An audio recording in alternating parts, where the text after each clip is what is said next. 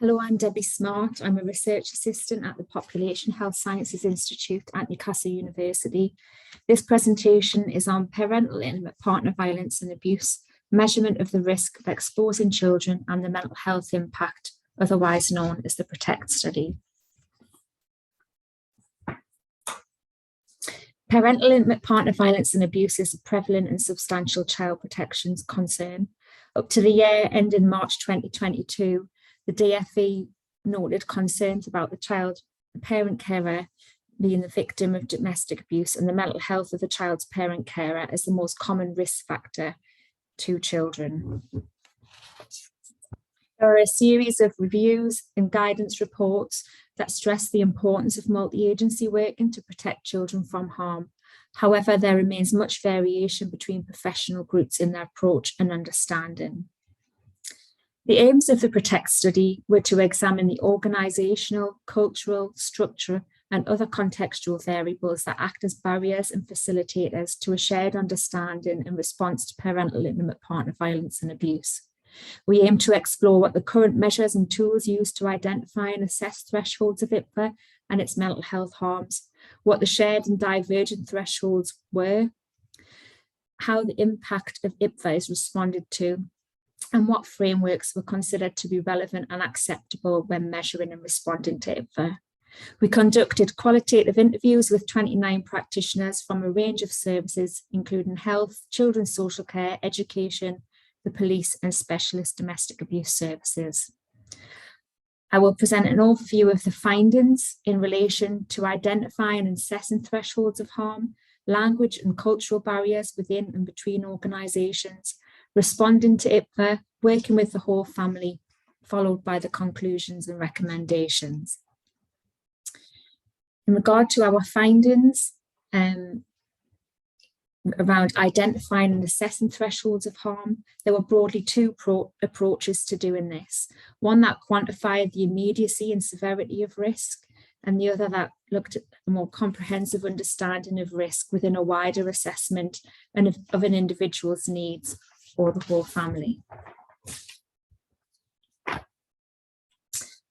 Our findings around language and cultural barriers were that the terms victim, survivor and perpetrator were used interchangeably and considered to be problematic. For example, there was tension between recognising the impact of IPVA while avoiding negative connotations, for example, of the words such as perpetrator, that was considered to be a barrier to accessing behaviour change support. In responding to IPVA, there was a divergence in practice depending upon who the service was provided for. Reducing physical risk was considered to be the most important function of multi-agency working.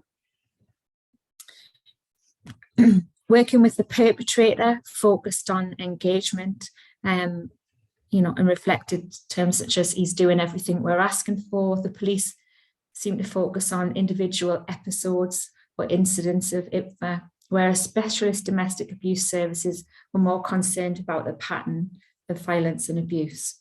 Children's social care focused upon the welfare of the child, but didn't always consider the interconnectedness of the needs of the whole family.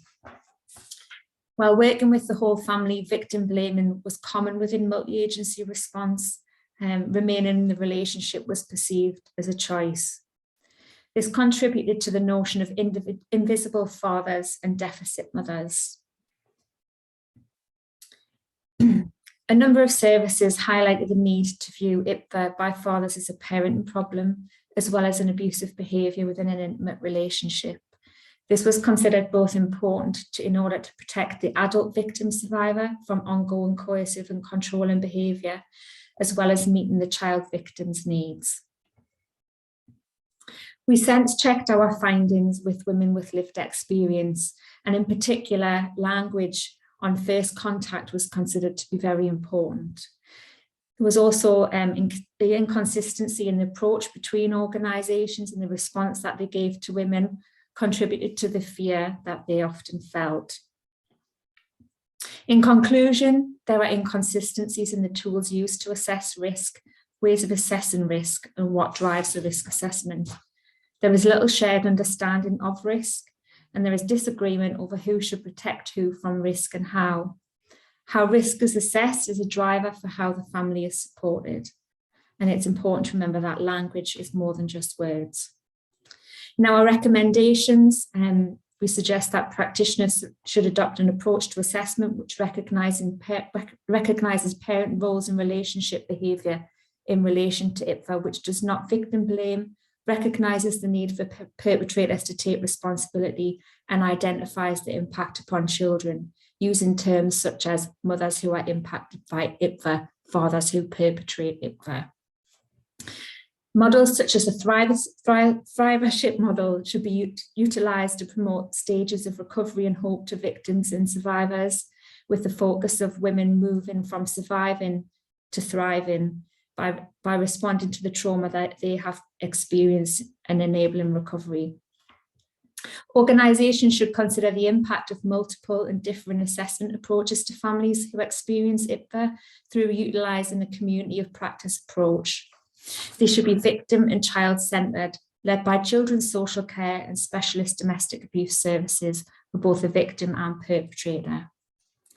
Multi-agency systems should agree a shared agenda when working with families impacted by parental IPFA, in order that individual organisational priorities are incorporated in a way that is complementary to a multi-agency plan. Thank you for your interest. My contact details will shortly appear along with the principal investigator, Ruth McGovern. If you would like to get in touch about the study to discuss the findings any further or anything that's associated with it, please don't hesitate to contact us. Thanks very much for watching.